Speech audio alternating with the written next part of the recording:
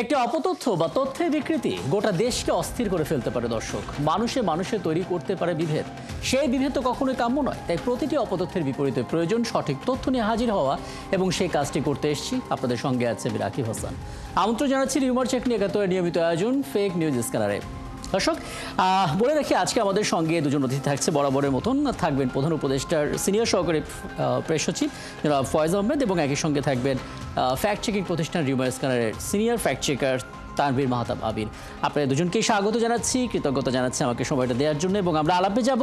তবে তার আগে একটা প্রতিবেদন আপনাদের দেখাতে চাই, যাতে করে একটা ধারণা পাওয়া যায় যে কী ধরনের অপতথ্য এখন ছড়াচ্ছে, যেগুলো ফ্যাক্ট চেক করা সম্ভব হয়েছে। আমরা শুরুতে একটা প্রতিবেদন দেখব দর্শক। ইউটিউবের একটি ভিডিওতে দেখা গেল খালেদ মহিউদ্দিনের টক শোতে অতিথি হিসেবে যুক্ত হয়ে কথা বলছেন খালেদা জিয়া এবং শেখ হাসিনা। প্রায় 10 লাখ বার দেখা এই ভিডিওটির পুরোটাই যে কারসাজি করে তৈরি, সেটা বেরিয়ে এলো ফ্যাক্ট চেক করে। ভিন্ন ভিন্ন 3টি ভিডিও ক্লিপ একসাথে যুক্ত করে এই ভিডিওটি তৈরি করা হয়েছে। ওদিকে বাংলাদেশে আবারও দেখা যাচ্ছে ভারতীয় online portal north east news, যেখানে চন্দন নন্দী নামে একজন ভারতীয় কথিত সাংবাদিক ছড়াচ্ছেন একের পর এক অপতথ্য। এমন সংবেদনশীল বেশ কয়েকটি অপতথ্যের ফ্যাক্ট চেক আমার হাতে। শুরুতে প্রতিবেদনটা দেখে নেব, চলুন দর্শক। সম্পূর্ণ মিথ্যা আর অপতথ্য ছড়িয়ে দেওয়ার জন্য এবার আয়োজন করে তৈরি হলো ইউটিউব চ্যানেল রাজনীতি বার্তা নামের এই চ্যানেলটিতে সাধারণত ভিন্ন ভিন্ন 3টি ভিডিও ক্লিপ যুক্ত করে টক শোর নামে ছড়িয়ে দেওয়া হয়। উপস্থাপক হিসেবে খালেদ মহিউদ্দিনকে মাঝখানে রেখে কখনো ডক্টর ইউনূসের সাথে জামাতের আমির, কখনো তারেক জিয়ার সাথে হাসরাত আবদুল্লাহ, এমনকি খালেদা জিয়া শেখ হাসিনাকেও একসাথে হাজির করা হচ্ছে কারসাজি করে। সেগুলোর ভিউ ছাড়িয়ে যাচ্ছে মিলিয়ন, চ্যানেলের সাবস্ক্রাইবারও বাড়ছে হু হু করে। এমন একাধিক ইউটিউব চ্যানেল চোখে পড়েছে একাত্তরের। সেগুলো ফ্যাক্ট চেকিং প্রতিষ্ঠান রিউমার স্ক্যানারের কাছে তুলে ধরা হয় এবং সত্যটি বেরিয়ে আসে। ওদিকে বাংলাদেশে আবারও দেখা যাচ্ছে ভারতীয় প্রচার মাধ্যম নর্থ ইস্ট নিউজ, যেখানে চন্দন নন্দী নামে একজন ভারতীয় কথিত সাংবাদিক ছড়াচ্ছেন একের পর এক অপতথ্য। এই যেমন গতকাল পত্রিকাটি শিরোনাম করে আওয়ামী লীগ নিষিদ্ধের সিদ্ধান্ত ভুল। শুধু তাই না, ডক্টর ইউনূস নাকি গণমাধ্যমের কণ্ঠরোধ করতে 8 মাসে 640 সাংবাদিককে টার্গেট করেছেন। নর্থ ইস্ট নিউজের এমন মন গড়া খবর ছড়াচ্ছে বিভ্রান্তি আর অপতথ্য। প্রধান উপদেষ্টা ডক্টর মোহাম্মদ ইউনূসের ছবি ব্যবহার করে তার বক্তব্য দাবিতে যমুনা টিভির আদলে একটি ফটোকার্ড ভাইরাল হয়েছে ফেসবুকে, যেখানে দাবি করা হয় বুকে পাথর চাপা দিয়ে আওয়ামী লীগকে নিষিদ্ধ ঘোষণা করা হচ্ছে। তবে সত্যটা বেরিয়ে এলো ফ্যাক্ট চেক করে। জানা গেল ডক্টর ইউনূস এমন মন্তব্য করেননি, এবং যমুনা টিভিও এমন কোনো ফটোকার্ড বা সংবাদ প্রকাশ করেনি। ডিজিটাল প্রযুক্তির কারসাজি দিয়েই এটি করা হয়েছে। এখানেই শেষ নয়, মার্কিন প্রেসিডেন্ট ডোনাল্ড ট্রাম্প নাকি বাংলাদেশের প্রধান উপদেষ্টা ডক্টর মোহাম্মদ ইউনূসের প্রশংসা করেছেন, এমন দাবি করে একটি ভিডিও সামাজিক যোগাযোগ মাধ্যমে ছড়িয়ে পড়েছে। ফ্যাক্ট চেক করে ধরা পড়ল এটা অপতথ্য। মূলত গেল 30 এপ্রিল হোয়াইট হাউসে অনুষ্ঠিত এক মন্ত্রিসভার বৈঠকের ভিডিও ফুটেজের সাথে কৃত্রিম বুদ্ধিমত্তার সাহায্যে নকল অডিও যুক্ত করে ট্রাম্পের নামে এই ভুয়া বক্তব্য ছড়ানো হয়েছে। দর্শক, আজ অপতথ্যের ফ্যাক্ট চেক বিশ্লেষণ করে দেখা গেল গুজব ছড়াতে রীতিমতো বিনিয়োগ করে খোলা হচ্ছে ইউটিউব চ্যানেল আর ফেসবুক পেজ। ব্যবহার হচ্ছে এআই এবং ছড়িয়ে দেওয়া হয়েছে সবকটি সামাজিক যোগাযোগ মাধ্যমে। রাকিব হাসান, একাত্তর। আসলে দর্শক, প্রচুর অপতথ্য ঘোরাফেরা করছে সামাজিক যোগাযোগ মাধ্যমে, এবং সব অভিনব কায়দায় এই রূপগুলো পাচ্ছে। সেগুলোর মধ্য থেকে ফ্যাক্ট চেক করে যতগুলো সম্ভব আমরা আসলে তুলে ধরার চেষ্টা করেছি, এবং আগে জানিয়েছে আমাদের সঙ্গে আছেন প্রধান উপদেষ্টা সিনিয়র সহকারী প্রেস সচিব জনাব ফয়েজ আহমেদ, এবং আছেন ফ্যাক্ট চেকিং প্রতিষ্ঠান রিউমার স্ক্যানারের senior fact checker Tanvir Mahtab Abir. আবারও দুজনকে আমন্ত্রণ জানাচ্ছি, এবং জনাব ফয়েজ আহমেদ আপনার কাছে আসবো। তার আগে যিনি ফ্যাক্ট চেকটা করলেন তানভীর মাহতাব আবির, তার বক্তব্যটা একটু শুনি, অভিজ্ঞতাটা একটু জানার চেষ্টা করি, তাহলে আলাপটা করতে সুবিধা হবে।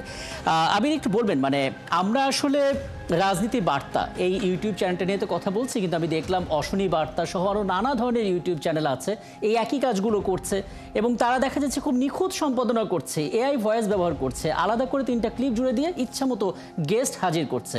এবং আমরা দেখলাম যে রাজনীতি বার্তা ইউটিউব চ্যানেলটা, তারা যে মিথ্যা তথ্য ছড়াচ্ছে, তাদের যে সাবস্ক্রাইবারের সংখ্যা সেটা প্রায় 1,38,000, এবং সর্বোচ্চ যেটা ভিউ হয়েছে সেটা প্রায় 18 লাখ। মানে বোঝা যাচ্ছে যে রীতিমতো বিনিয়োগী হচ্ছে তারাই অপতথ্য ছড়ানোর জন্য। আপনার আসলে কি কি খুঁজে পেলেন? আপনার প্রশ্নের জন্য ইউটিউব চ্যানেলগুলো আসলে আমরা যখন রাজনৈতিক যখন পট পরিবর্তন হয়, এর আগে অসংখ্য ইউটিউব চ্যানেল ছিল। 2024 সালের নির্বাচন আমরা দেখেছি যে অনেক ভুয়া ভিডিও ছড়াচ্ছিল। নির্বাচনের পরবর্তী সময়গুলোতে এই চ্যানেলগুলো বন্ধ হয়ে যায় এবং সরকারের পক্ষ থেকেও কিছু রিপোর্ট করা হয়েছিল ইউটিউব কর্তৃপক্ষকে এবং ক্রমাগত বিভিন্ন সমালোচনার প্রেক্ষিতে ওই চ্যানেলগুলো বন্ধ হয়ে যায়। কিন্তু সাম্প্রতিক মাসগুলোতে আমরা আবার নতুন কিছু চ্যানেল দেখছি। নতুন কিছু বলতে এটা আসলে অসংখ্য চ্যানেল, এবং এই চ্যানেলগুলোর উদ্দেশ্য হচ্ছে ভুয়া টক শো বানানো, এবং এই টক শো গুলো এমন ভাবে করা হয়, এই টক শো গুলোতে আসলে আপনি যেটা বললেন বিনিয়োগের কথা, আমরা মনে করি না যে আসলে এটা বিনিয়োগ খুব বেশি একটা করা লাগে। কারণ হচ্ছে এখন যে অ্যাপস গুলো আছে বা সফটওয়্যার গুলো আছে এগুলো খুবই অ্যাক্সেসেবল এবং খুব অনেকে ফ্রিতে হচ্ছে ইউজ করতে পারেন। তো এই অ্যাপস গুলো দিয়ে যে কেউ হচ্ছে বিভিন্ন ফ্রেম গুলো কেটে এনে, বিভিন্ন ভিডিও ফুটেজ গুলো কেটে এনে একসাথে জোড়া দিয়ে করে ফেলাটা এখন মোবাইল ফোন দিয়ে করা সম্ভব। তো এই ক্ষেত্রে আমরা মনে করি না যে আসলে খুব একটা বিনিয়োগ করে মানুষ বা এই চ্যানেলের পেছনে যারা আছেন। তবে তারা হয়তো দুই একটা ভিডিও করে হয়তো দেখেন যে অনেক ভিউ হচ্ছে, এই জিনিসগুলো তারা মানুষ পছন্দ করছে, তো এটা দেখে ওরা আসলে আরো অনুপ্রাণিত হয়ে এই ধরনের আরো অনেক ভিডিও বানান। তো এটাতে অবশ্যই রাজনৈতিক উদ্দেশ্য আছে, কারণ আমরা যাচাই করে দেখি যে আসলে একটা মতাদর্শের পক্ষেই হচ্ছে অনেক ভিডিও বা ওই যে চ্যানেলগুলো হচ্ছে আছে এখানে বা ভিডিওগুলো বানাচ্ছে, তারা একটা নির্দিষ্ট মতাদর্শকে সামনে রেখে হচ্ছে ভিডিওগুলো বানায়, যেগুলো আসলে ভিডিওগুলো দেখলে আসলে বোঝা যায়। তো এই ভিডিওগুলো অবশ্যই হচ্ছে একটা আশঙ্কার বিষয় যে অনেক এত ভিউ হয়, তার মানে হচ্ছে কিছু না কিছু মানুষ বা লক্ষাধিক ভিউর ভিতরে হয়তো 10-15 দেশের থেকে হচ্ছে নাকি দেশের বাইরে থেকে হচ্ছে, মানে কোথা থেকে পরিচালনা করে এগুলা? এটা আসলে দুই দিক থেকে হয়। তবে ইউটিউবের ক্ষেত্রে হয় কি, ট্রান্সপারেন্সি সেশনটা একটু জটিল ওদের, মানে ওরা কোথা থেকে হচ্ছে অপারেট করছে এটা আসলে বোঝার উপায়টা একটু কঠিন। ফেসবুকের ক্ষেত্রে এটা একটা সহজ। তবে আমরা অনেক ক্ষেত্রে দেখেছি যে একই ইউটিউব চ্যানেলের আন্ডারে অনেক ফেসবুক পেজও থাকে, মানে যেটা একই ব্যক্তি বা একই গোষ্ঠী হচ্ছে এগুলো অপারেট করেন। তখন দেখা যায় যে কিছু কিছু ক্ষেত্রে ভারত বাইরের থেকে হচ্ছে ভিডিওগুলো ছাড়া হয় এবং এগুলো প্রচারের কাজে হয়তো বাংলাদেশের অনেক মানে এদের সাথে যারা কাজ করেন এরা অনেকে বাংলাদেশে আছেন এবং ওরা এই জিনিসগুলোকে ছড়িয়ে দেন, প্রচার করেন বিভিন্ন গ্রুপের মাধ্যমে। না হলে হচ্ছে এটা শুরুতে কিন্তু এত ভিউ থাকে না। আমরা অনেকগুলো আইডিয়া আপনার কাছে পেয়ে গেলাম, এবং মূলত যে এই জিনিসটা জানা দরকার ছিল যে কিভাবে হচ্ছে, কারা করছে, কতটুকু খরচ হচ্ছে এবং কি লাভজনক কাজ হচ্ছে, একটা ধারণা পেলাম। জনাব ফয়েজ আহমেদ, মানে আপনি নিশ্চয়ই খেয়াল করেছেন আমাদের দেশের 7টা গণমাধ্যম, অন্তত 7টা গণমাধ্যম তাদের যে ইউটিউব চ্যানেল ভারত সেটা ব্লক করে দিল, এবং সেটা এখনও ব্লক আছে। আমাদের দিক থেকে প্রতিবাদ তো আমরা জানিয়েছিও বটে। আমরা আসলে এই সমস্ত ইউটিউব চ্যানেলগুলো ব্লক করতে পারছি না কেন, বা করার চেষ্টা করছি না কেন, বা কি মনে হচ্ছে আসলে আপনি যে বাস্তবতা দেখলেন যে একটি ইউটিউব চ্যানেল একেবারে পরিকল্পিতভাবে গড়ে উঠেছে অপতথ্য ছড়ানোর জন্য, কি বলবেন? জি, আপনাকে ধন্যবাদ। প্রথম কথা হচ্ছে যে আপনি দেখুন 5 আগস্ট যে অভ্যুত্থান, সেই অভ্যুত্থানের একটা বড় যদি আউটকাম আমরা বলি, সেক্ষেত্রে বাংলাদেশে দীর্ঘদিন থেকে বিভিন্ন দেশি বিদেশি প্রফেশনাল নিউজ পোর্টালও কিন্তু ব্লক করে রাখা হয়েছিল। তো 5 আগস্টের পরে দেখা যায় যতগুলি নিউজ পোর্টাল ব্লক ছিল সবই আনব্লক করে দেওয়া হয়, এবং কোনো ধরনের ব্লক করে কোনো মতকে, কোনো তথ্যকে আটকে রাখার যে পদ্ধতি, সেই পদ্ধতির সঙ্গে এই সরকার সংগতিপূর্ণ মনে করে না তাদের আচরণ, এই জন্য কোনোটি করা হয়নি। এই সুযোগ অনেকেই নিচ্ছেন। এই যে আপনি নর্থ ইস্ট নিউজের কথা বলছেন, যেখানে বাংলাদেশের সাম্প্রতিক সময়ে যে করিডোর সংক্রান্ত যে এক বিশাল আলোচনা হচ্ছে, যেখানে মিয়ানমারে হিউম্যানিটেরিয়ান চ্যানেলের বিশাল হচ্ছে, সেটাকে একটি করিডোর হিসেবে উল্লেখ করে এই নর্থ ইস্ট নিউজে আপনি চন্দন নন্দী যার কথা বলছেন, একজন কথিত সাংবাদিক, তার সংবাদ দিয়ে কিন্তু এই জিনিসটা ছড়িয়ে পড়ে। এটা বাংলাদেশের রাজনীতিতে বলেন বা সাধারণ মানুষের মধ্যে বলেন যে ব্যাপক বিভ্রান্তি ছড়ায়। সম্পূর্ণ ভিত্তিহীন এবং ভুয়া একটা জিনিসকে সংবাদ করার মধ্য দিয়ে বাংলাদেশে একটা আনস্টেবল পরিস্থিতি তৈরি করার চেষ্টা করা হচ্ছে। এর বাইরে আপনি বিভিন্ন ইউটিউব চ্যানেল এবং ফেসবুক পেজ এবং নানান ফটো কার্ডের কথা বলছেন। এটা একটা বড় ধরনের উৎপাত বা সরকারের সার্বিক কার্যক্রমকে কিভাবে বিঘ্নিত করা যায় তার জন্য নানান প্রচেষ্টারই একটা অংশ হিসেবে দেখা হচ্ছে। এই পর্যায়ে সরকারের যেটা পলিসি, সরকার কখনোই কোনো ওয়েবসাইটকে ব্লক করে দেওয়া বা কোনো সুনির্দিষ্ট ইউটিউব চ্যানেল বা ফেসবুক পেজকে বন্ধ করে দেওয়ার মতো পলিসি এখনো গ্রহণ করেনি। সেই সুযোগটা অনেকেই নিচ্ছেন। তবে আশার বিষয় হচ্ছে যেই তথ্যগুলি ছড়ানো হচ্ছে তা আবার মানুষ নিজেরাই নানান ধরনের, এই যে ধরুন আপনাদের এই অনুষ্ঠান বা ফ্যাক্ট চেকিং যে ইন্ডিপেন্ডেন্ট গ্রুপগুলি আছে, তারা এগুলি আইডেন্টিফাই করছে, চিহ্নিত করছে ভুয়া সংবাদ হিসেবে, সেগুলি ভুয়া হিসেবে চিহ্নিত হচ্ছে, মানুষ সেগুলিকে আবার বর্জন করছে। কিন্তু প্রাথমিকভাবে দেখা যায় এটার যে ইমিডিয়েট ধাক্কাটা, সেটা ধাক্কাটা সরকারকে সামাল দিতে হচ্ছে। সরকারের নানান সিদ্ধান্ত নিয়ে মানুষের মধ্যে বিভ্রান্তি ছড়ানোর চেষ্টা করা হচ্ছে। কোনো সময় সেন্ট মার্টিন, কোনো সময় মিয়ানমারের যে আমরা হিউম্যানিটেরিয়ান চ্যানেল বলছি সেটাকে করিডোর হিসেবে চালিয়ে দেওয়ার চেষ্টা করা হয়। কখনো কখনো আমাদের চট্টগ্রাম বন্দরে বিদেশি বিনিয়োগকে কিভাবে ঠেকানো যায় সেজন্য এই ধরনের অপপ্রচারকে হাতিয়ার হিসেবে ব্যবহার করছে একটি সংঘবদ্ধ গ্রুপ। এটা আমরা সবচেয়ে বেশি মোকাবেলা করছি আমাদের পার্শ্ববর্তী দেশ ভারত থেকে। আপনি যদি খেয়াল করেন দেখবেন যে নর্থ ইস্ট নিউজ যেই ওয়েবসাইটটি সেটিও ভারত থেকে পরিচালিত হয়ে থাকে। সুতরাং এই ধরনের একটা ভয়াবহ প্রবণতা তো রয়েছেই। তবে সরকার পর্যায়ক্রমে যেগুলি বাংলাদেশের স্বার্থকে বিঘ্নিত করবে, যেগুলি জনমনে বিভ্রান্তি সৃষ্টি করবে, যেগুলি এখানকার শান্তি শৃঙ্খলা বিঘ্নিত করতে পারে, এই ধরনের সম্ভাবনা তৈরি হয়, সেগুলির বিষয়ে কঠোর হওয়া ছাড়া কোনো বিকল্প থাকবে না আসলে। চমৎকার। এর আগেও আপনি আমাদের সঙ্গে যুক্ত হয়েছিলেন এবং স্পষ্ট করে বলছিলেন যে আসলে আজ তাক বাংলা কিংবা রিপাবলিক বাংলা বা এই নর্থ ইস্ট নিউজ এগুলোকে আসলে গণমাধ্যম না বলে প্রচার মাধ্যমে বলা উচিত, এবং আমার কাছে মনে হলো হ্যাঁ সেটাই হওয়া উচিত, কারণ উদ্দেশ্যটা তাদের প্রচার করাই। আমি এই জায়গাটা নিয়ে একটু কথা বলতে চাই। তারবির মাহতাব আবির, আপনি নিজে আসলে কাজ করেছেন এই নর্থ ইস্ট নিউজটা নিয়ে এবং চন্দন নন্দী সম্বন্ধে বেশ কিছু তথ্য তুলে ধরেছেন, অনেক বিতর্কিত, এবং খুব রিসেন্টলি তিনি একটা খবরও করেছেন যে ডক্টর ইউনূস নাকি কণ্ঠরোধ করতে যাচ্ছেন, 640 জন সাংবাদিককে টার্গেট করেছেন, নানা বিভ্রান্তিকর নিউজ। একটু বলবেন আবির খুব সংক্ষেপে যে কি কি পেলেন আসলে, কোন কোন কাজগুলো আসলে কোন উদ্দেশ্য নিয়ে এই নর্থ ইস্ট নিউজগুলো করছে?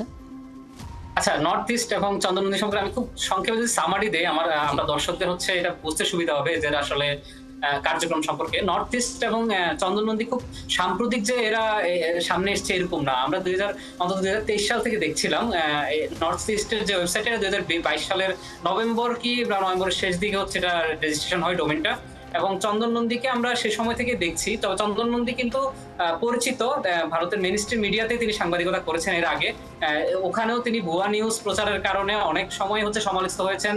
মেইনস্ট্রিম অনেক মিডিয়া থেকে তার নিউজগুলো সরাতেও হয়েছে, এমনও হচ্ছে উদাহরণ আছে। তো একই ঘটনা তিনি নর্থ ইস্টের ক্ষেত্রে হচ্ছে। ইনি নিয়মিতই মন গড়া যে সংবাদগুলো দিচ্ছেন এগুলো আসলে কোনো সোর্স নেই। তিনি উল্লেখ করছেন বিভিন্ন সূত্রের বরাতে জেনেছেন। আসলে যেটাকে আমরা যারা মেইনস্ট্রিম সাংবাদিক যারা আছেন তারা সহজেই বুঝবেন যে আসলে সূত্রের বরাত এটা আসলে কোনো সূত্র হয় না, এটা আসলে অপসাংবাদিকতা হয়। তিনি আসলে ওই জিনিসটাই করছেন। তো নর্থ ইস্ট 2022 সালে যখন প্রথম রেজিস্ট্রেশন হয়, এরপর থেকে আমরা নিয়মিতই দেখছি যে বাংলাদেশকে নিয়ে ক্রমাগত অপপ্রচার করা হয়েছে, এবং এই অপপ্রচারের গুলোতে চন্দন নন্দী একজন যিনি হচ্ছে নিয়মিত সেটাতে লিখছেন এবং তার নাম অনুযায়ী লেখা হচ্ছে। তো অনেকে মনে করতেন শুরুর দিকে যে এই লোক হয়তো কোনো ভুয়া লোক বা কোনো একজন ভুয়া অ্যাকাউন্টের কোনো নাম দিয়ে হয়তো এটি পরিচালিত করা হচ্ছে। পরে আমরা খোঁজ নিয়ে দেখলাম যে এই নামে আসলে এই নজন ব্যক্তি আছেন। এবং তিনি আসলে ধারাবাহিকভাবে এই কাজগুলো করে যাচ্ছেন। আমি আসলে ফয়েজ আহমেদ আপনার কাছে আসবো, এবং যে অপতথ্যের বিপরীতে সঠিক তথ্য তো তুলে ধরা দরকার। গণমাধ্যম কর্মী হিসেবে আমরা হয়তো সেই কাজটা করছি, এবং আমরাও ভুক্তভোগী, কারণ আমাদের গণমাধ্যমের ফটোকার্ডগুলোকে আবার নকল করে বিভিন্ন রকমের প্রোপাগান্ডা ছড়ানো হচ্ছে। কিছু সাজেশনের প্রয়োজন আপনার কাছ থেকে, কি করা যেতে পারে দীর্ঘমেয়াদী এবং তাৎক্ষণিক দুটো ধরনের? দেখুন, প্রথমত হচ্ছে যে এই যে মিথ্যা তথ্য বা ফেক নিউজ, শুধু ফেক নিউজ না, ফেক ইনফরমেশন অনেক ক্ষেত্রে ব্যাপকভাবে ছড়িয়ে পড়ছে। বাংলাদেশের বিরুদ্ধে এই অপতৎপরতা অনেকদিন ধরে চলছে, আপনারা দেখছেন। বিশেষ করে 5 আগস্টের পরে এটা ভয়াবহতা বেড়েছে। এর প্রেক্ষিতে সরকার ইতিমধ্যে বেশ কিছু পদক্ষেপ গ্রহণ করেছে। যেমন মাননীয় প্রধান উপদেষ্টার দপ্তরে প্রেস উইং আমরা যারা কাজ করি, আমাদের নিজস্ব একটি ফ্যাক্ট চেক করার মতো একটি পদ্ধতি আমরা নিজেরা অ্যাডপ্ট করেছি। আমাদের একটি পেজ আছে, সেখানে যখন যেগুলি প্রধান উপদেষ্টা বা সরকারের সরাসরি কার্যক্রমের সঙ্গে সম্পৃক্ত এরকম মিথ্যা বা ভুয়া তথ্যকে চিহ্নিত করার জন্য, ডিবাঙ্ক করার জন্য আমরা এক ধরনের পদ্ধতি ব্যবহার করি, আমরা সেভাবে করছি। অপরদিকে আমাদের যে প্রেস ইনস্টিটিউট অফ বাংলাদেশ তারাও একই কাজ করছে। তথ্য মন্ত্রণালয়ের থেকেও সরকারি কর্মকর্তাদেরকে এই বিষয়ে প্রশিক্ষিত করা হচ্ছে যাতে মিথ্যা বা ভুয়া তথ্য প্রতিরোধে কাজ করা যায়। এভাবে আমার মনে হয় এই পদক্ষেপগুলি ভবিষ্যতে ভুয়া তথ্য ছড়িয়ে দেওয়ার ক্ষেত্রে কিছুটা লাগাম টেনে দিতে সক্ষম হবে। আর আরেকটা বিষয় হচ্ছে, সরকারের দিক থেকে যদি ট্রান্সপারেন্ট থাকা যায়, তথ্যের ব্যাপার যদি যত বেশি সরকার তথ্য উন্মুক্ত রাখবে, তত বেশি আসলে এই সমস্ত ভুয়া তথ্য যারা ছড়ায় তারা খুব একটা সুবিধা করতে পারবে না। তো আমাদের সরকারও সেই ট্রান্সপারেন্সি বজায় রাখার চেষ্টা করছে। ভবিষ্যতের সরকারগুলি যখন তাদের নিজস্ব এই ট্রান্সপারেন্সি বজায় রাখবে, তখন মানুষের মধ্যে সন্দেহ সংশয় কম থাকবে। সুতরাং যারা ভুয়া তথ্য ছড়ায়, সন্দেহ সৃষ্টি করার চেষ্টা করে, তারা কিছুটা হলেও প্রাথমিকভাবেই বাধাগ্রস্ত হবে। সে জায়গায় এই কাজগুলি করতে হবে, এবং একই সঙ্গে মানুষকেও নানানভাবে প্রশিক্ষিত করে তোলার ব্যাপার আছে। অনলাইন মাধ্যমে বা বিভিন্ন ভার্চুয়াল মাধ্যমে যারা নানান ধরনের তথ্যগুলি যাদের হাতে যায়, তারা যেন তথ্য যাচাই বাছাইয়ের নিজেরা ব্যক্তিগত পর্যায় থেকে নিজেরা সে জায়গায় প্রশিক্ষিত হয়ে উঠতে পারে, সেই ধরনের নানান উদ্যোগ গ্রহণ করতে হবে। সরকার নানানভাবে এবং বেসরকারি নানান প্রতিষ্ঠান, নানান উদ্যোগও এই বিষয়ে কাজ করছে। প্রতিনিয়ত নানান ধরনের প্রচারণা হচ্ছে, কিভাবে ভুয়া তথ্য চিহ্নিত করবেন, কোনো তথ্য দেখলেই যেন বিশ্বাস না করে মানুষ, সে তথ্যকে যাচাই বাছাই করার সহজতর পদ্ধতিগুলি কি, সে সমস্ত বিষয়ে নানান ধরনের প্রশিক্ষণ, প্রচারণা নানানভাবে জি চলছে। জি সবশেষ তানভীর মাহতাব আপনার কাছ থেকেও কিছু শুনতে চাই, বিকজ আপনি জানেন যে আসলে এই সমস্ত অপতথ্যগুলো সরাসরি আপনারা ফ্যাক্ট চেক করেন। খুব সংক্ষেপে যে অংশটুকু আসলে যুক্ত করা প্রয়োজন যাতে করে আসলে আমরা অপতথ্যের বিপরীতে দাঁড়াতে পারি। এটা আমরা সবসময় পরামর্শ দিয়ে থাকি যে আমরা মূলধারা যে গণমাধ্যম এদের উপর নির্ভর করুন, কারণ মূলধারা গণমাধ্যমগুলোই আসলে তথ্যের সবচেয়ে বড় উৎস। এখন মূলধারা গণমাধ্যম যারা কাজ করেন তাদেরও আসলে এই জায়গাটা সতর্কতার সুযোগ আছে, কারণ রিসেন্ট যে পাক ভারত ইস্যু, এখানে আমরা প্রায় 20% ক্ষেত্রে দেখেছি যে গণমাধ্যমই ভুল ছবি ভিডিও প্রচার করছে, যেটা আসলে খুবই একটা ভয়াবহ ব্যাপার আগামী দিনগুলোর জন্য। এই জন্য গণমাধ্যম কর্মীরা যাতে সচেতন থাকেন, আমরা সেই পরামর্শ দিই। প্রয়োজনে ফ্যাক্ট চেকারদের সাথে যাতে যোগাযোগ রাখেন, কোনো একটা ভুল যাচাই বা কোনো একটা জায়গাতে যদি তারা এই বিষয়টা যাচাই করতে না পারেন, আমরা সেই জায়গাতে সবসময় সহায়তা দিতে প্রস্তুত আছি। অনেক ধন্যবাদ সময়টা দেওয়ার জন্য। এবং দর্শক, আমরা চেষ্টা করছিলাম যে মূলত যে অপতথ্যগুলো ছড়াই সেই অপতথ্যগুলো আসলে ঠেকানোর পথে, এবং আমাদের সঙ্গে ছিলেন প্রধান উপদেষ্টার সিনিয়র সহকারী প্রেস সচিব জনাব ফয়েজ আহমেদ, এবং ছিলেন রিউমার চেক যারা করে থাকেন রিউমার স্ক্যানারের সিনিয়র ফ্যাক্ট চেকার মাহতাব। এবং আপনারা আছেন ফ্যাক্ট চেক ৭৯ নিয়মিত আয়োজন ফেক নিউজ স্ক্যানারে। রবি থেকে বৃহস্পতি সপ্তাহে 5 দিন আমরা রিউমার দূর করতে হাজির হব ঠিক একইভাবে একই সময়, এবং আপনারাও যুক্ত হতে পারেন। কোনো খবর যদি আপনাকে সংশয়ে ফেলে সেটা একটি স্ক্রিনশট আমাদেরকে মেইল করতে পারেন, মেল আইডি দেখতে পাচ্ছেন fns.71tv@gmail.com, অথবা ফেসবুকে যোগাযোগ করতে পারেন facebook/fake news স্ক্যানার এই ঠিকানায়।